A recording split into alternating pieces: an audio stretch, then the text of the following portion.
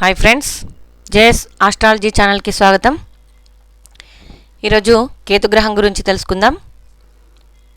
జ్యోతిష శాస్త్రంలో కేతువు చాలా శక్తివంతమైన గ్రహం మరియు రహస్యమైన గ్రహం. అంటే దీనికి ఒక భౌతిక రూపం అనేది ఉండదు. ఇది ఒక ఛాయాగ్రహం. రాహుకేతువులని ఛాయాగ్రహాలుగా అభివర్ణించారు జ్యోతిష శాస్త్రంలో. ఓకే, ఇక్కడ రాహువు మరియు కేతువు ఒకే పాము యొక్క 2 భాగాలుగా పురాణాలు చెప్తున్నాయి. రాహు తల భాగం అయితే కేతువు తోక భాగం. ఇక కేతుగ్రహం గురించి ఈరోజు కొన్ని మనం విషయాలు తెలుసుకుందాం. ఈ కేతువు మోక్షకారకుడు. ఈ గ్రహం ప్రాపంచిక సుఖాలు, డబ్బు, బంధాల కంటే కూడా మనిషి యొక్క ఆధ్యాత్మికత, స్పిరిచువాలిటీ వైపు వెళ్తుంది, ధ్యానం వైపు నడుస్తుంది. ఈ కేతుగ్రహం జీవితంలో నిజమైన జ్ఞానాన్ని తెలుసుకోవడానికి ఈ కేతుగ్రహమే సహాయం చేస్తుంది. ఇక కేతుగ్రహం ప్రభావం వల్ల మనిషికి వైరాగ్యం మరియు ఒంటరితనం కూడా ఉంటుంది. అంటే కేతు ప్రభావం ఎక్కువ ఉన్నవారికి, జాతకుడికి మనుషుల్లో కొంచెం వైరాగ్యం, దేని మీద ఆసక్తి, ఆశ లేకపోవడం వంటివి జరుగుతాయి. లేదా ఒంటరిగా ఉండాలన్న కోరిక, భావన కూడా కలుగుతుంది. అంటే సమాజానికి, బంధువులకి కొంచెం దూరంగా జరిగి ప్రశాంతతని కోరుకుంటారని చెప్పవచ్చు. ఇక ఇంట్యూషన్ అంటే అంతర్దృష్టి. కేతు బలంగా ఉన్నవారికి 6th సెన్స్ పనిచేస్తుందని చెప్పవచ్చు. అంటే వారిలో అంతర్దృష్టి చాలా అద్భుతంగా పనిచేస్తుంది. భవిష్యత్తులో ఏం జరగబోతుందో ముందే ఊహించగల శక్తి మరియు రహస్య విద్యలని, అకల్ట్ సైన్సెస్ వంటి గ్రహాలని గ్రహించే శక్తిని సూచించే గ్రహమే ఈ కేతుగ్రహం. కేతుగ్రహం వలన తెలివితేటలు చాలా ఉంటాయి. అంటే జ్ఞానకారకుడు ఈ కేతువు. ఇక ఈ కేతువు కనుక జాతకంలో అనుకూలంలో లేనప్పుడు కేతు దోషం ఏర్పడుతుంది. అంటే కొన్ని ఇబ్బందులు ఉంటాయి. అంటే కేతువు అనుకూలమైన ప్లేస్లో ఉండనప్పుడు జాతకుడికి ఎలాంటి ఇబ్బందులు ఉంటాయంటే ఎప్పుడు ఏదో ఒక తెలియని గందరగోళం, మానసిక ఆందోళన, సరైన నిర్ణయాలు తీసుకోలేకపోవడం జరుగుతుంది. ఇక చర్మ సంబంధ వ్యాధులు మరియు అజీర్తి రావడం జరుగుతుంది. ఇలాంటి సమస్యలు వస్తాయని చెప్పవచ్చు. ఇక కేతువు తత్వశాస్త్రంలో తలలేని గ్రహంగా చెప్తాము. పురాణాల ప్రకారం అమృతం తాగిన రాహువు రాక్షసుడి తలను విష్ణుమూర్తి మొండెం నుండి వేరు చేసినప్పుడు తల భాగం రాహుగాను, మొండెం భాగం కేతుగాను మారాయని చెప్తారు. ఓకేనా. ఇక దీని వెనుక ఉన్న లోతైన అంతరార్థం ఏంటంటే మెదడు, కాళ్ళు లేవు, కేతువుకి తల లేదు. అంటే ఆలోచించే మెదడు, చూసే కళ్ళు, ఆశపడే నోరు ఏమీ లేవు. అందువలన కేతువు భౌతిక ప్రపంచంలోని అందాలు, డబ్బు, కీర్తి వంటి వాటిని చూసి ఆకర్షితుడు కాలేడు. ఇక హృదయం మాత్రమే ఉంది. అంటే ఆత్మ.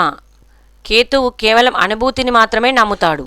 అందుకే లౌకిక విషయాల పట్ల కంటే కేతు తీవ్రమైన వైరాగ్యం, విరక్తిని కలిగి ఉంటాడు. ఇక్కడ జాతక చక్రంలో కేతు పాత్ర ఎలా ఉంటుందంటే మనిషి జీవితంలో గత జన్మల తాలూకుతో ముడిపడి ఉంటుందని ఈ కేతు విషయాలను సూచిస్తాడు. ఇక్కడ గత జన్మ పుణ్యం అంటే కార్మిక్ స్టోరేజ్. అంటే జాతక చక్రంలో ఏ స్థానం అంటే హౌస్ అంటే ఆ స్థానంలో ఉంటే ఆ స్థానానికి సంబంధించిన విషయాలని మనం గత జన్మల్లోనే పూర్తిగా అనుభవించేసి అంటే తృప్తి పొంది ఆ స్థాయికి అంటే సాచ్యురేషన్ స్థాయికి వచ్చేసామని అర్థం. అంటే ఈ జన్మలో ఆ విషయాలపై పెద్దగా ఆసక్తి ఉండదని చెప్తాము. ఉదాహరణకి 4 ఇంట్ల కేతు ఉన్నాడు అనుకోండి, లగ్జరీ ఇల్లు, వాహనాల మీద పెద్దగా మోజు ఉండకపోవచ్చు. ఇక కేతు జీవితంలో అనుకోని మార్పులు తెస్తాడు. అంటే సడన్ బ్రేక్లు వేస్తాడు. హఠాత్తుగా ఉద్యోగం మారడం, వ్యాపారంలో ఆకస్మిక నష్టాలు లేదా లాభాలు రావడం, లేదా హఠాత్తుగా జీవిత గమనం మారిపోవడం వంటి విషయాలు కేతు వల్లనే జరుగుతాయని చెప్పవచ్చు. ఇక కేతు కనుక విభిన్న స్థానాలు అంటే మన జాతక చక్రంలో ఏ స్థానాల్లో ఉంటే కేతువు ఎలాంటి ఫలితాలు ఇస్తాడో ఇప్పుడు చూద్దాం. జాతక చక్రంలో సాధారణంగా కేతువు ఏ ఇంట్లో ఉంటే ఆ ఇంటికి సంబంధించిన భౌతిక విషయాలపై విరక్తిని మరియు దూరాన్ని కలిగిస్తాడని చెప్తాము.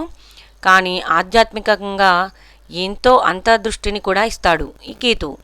ఇక లగ్నంలో అంటే ఫస్ట్ హౌస్లో ఉన్నప్పుడు, లగ్నం అనేది ఏంటి? శరీరం, వ్యక్తిత్వం, ఆలోచన, తనుభావం. ఓకేనా? ఇక్కడ కేతువు ఉంటే వ్యక్తి చాలా రహస్య ప్రవర్తన కలిగి ఉంటాడు. తన మనసులో ఏముందో ఎవరికి చెప్పడు. సమాజంలో అందరితో ఉన్నా కూడా లోపల ఏదో ఒంటరితనం వేధిస్తుంది.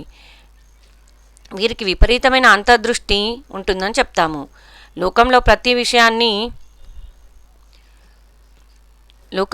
విషయాన్ని కొంచెం అనుమానంతో లేదా విరక్తితో చూస్తారని చెప్పచ్చు.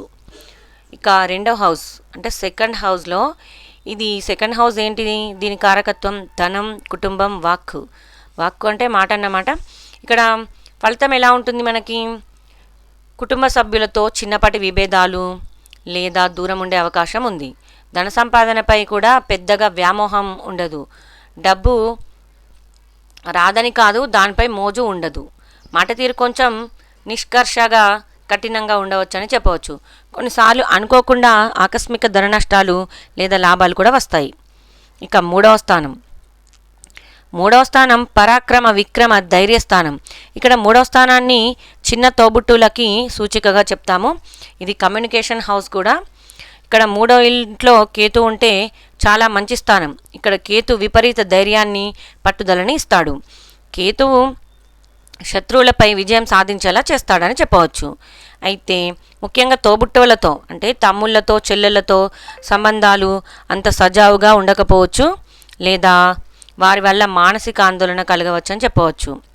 ఇక నాలుగవ స్థానం ఏంటి? సుఖస్థానం, తల్లి స్థానం, ఇల్లు, వాహన స్థానం. ఇక్కడ మనశ్శాంతి స్థానం.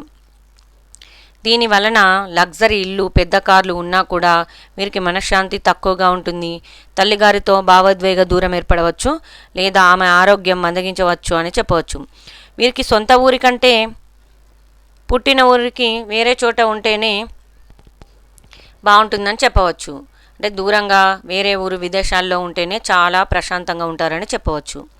ఇక ఐదవ స్థానం ఫిఫ్త్ హౌస్, పూర్వ పుణ్యస్థానం, సంతాన స్థానం. ఇది బుద్ధి, ప్రేమ స్థానం కూడా.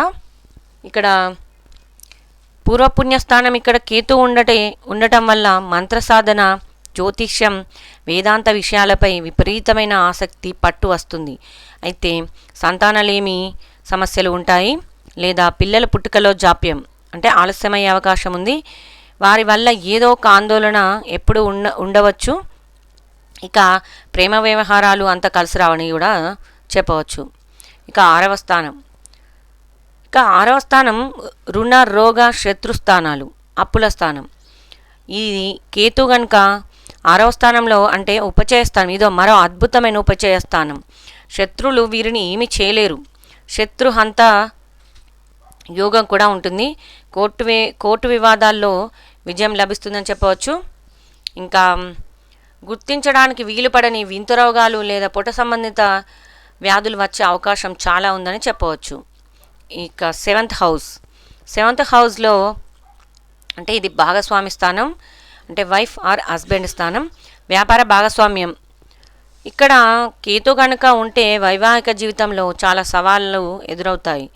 భాగస్వామితో మానసిక దూరం పెరుగుతుంది, లేదా వారి ప్రవర్తన అర్థం కాకపోవడం జరుగుతుంది. వ్యాపారంలో భాగస్వామ్యాలు త్వరగా నమ్మకూడదు. వీరికి ఆధ్యాత్మిక చింతన ఉన్న భాగస్వామి వచ్చే అవకాశం ఉందని చెప్పవచ్చు. ఇక ఎనిమిదవ స్థానం ఆయుష్ స్థానం, లోతైన రహస్యాలు, ఆకస్మికంగా వచ్చే మార్పుల స్థానం, మరియు అత్తగారి స్థానం అని కూడా అంటారు.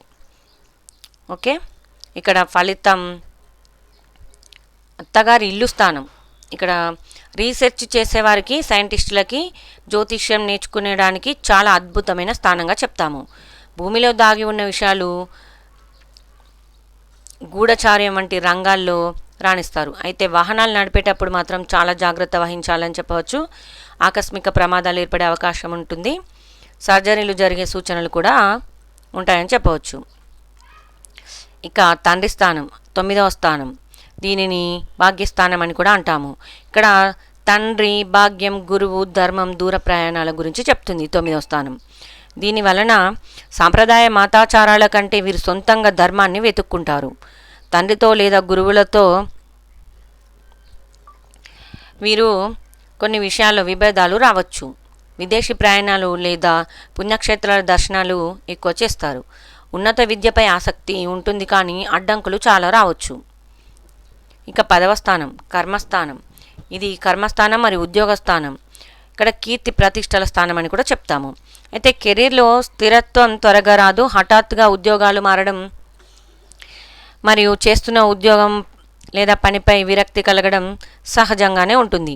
అయితే లీడర్షిప్ క్వాలిటీలు చాలా ఉంటాయి. సమాజంలో మంచి పేరు తెచ్చుకుంటారని చెప్పవచ్చు. ఇక టెక్నికల్ మరియు మెడికల్ రంగాల్లో బాగా రాణిస్తారని చెప్పవచ్చు.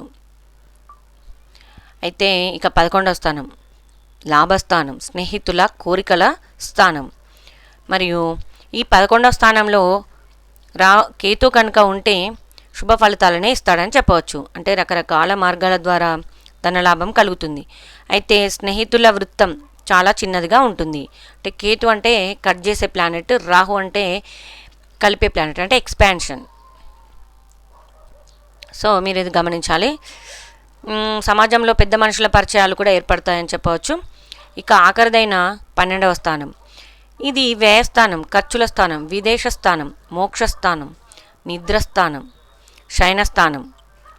జ్యోతిష శాస్త్రంలో దీనిని మోక్షకారక స్థానం అంటారు. 12వ ఇంట్లో కనుక కేతు ఉంటే ఆ ఆత్మకు అదే చివరి జన్మ అయ్యే అవకాశం కూడా ఉంటుందని పెద్దలు చెప్తారు. అంటే జ్యోతిష శాస్త్ర పరంగా కూడా ఇది చెప్తాము. దీనివలన వీరు తీవ్రమైన ఆధ్యాత్మికవేత్తలుగా అవుతారు.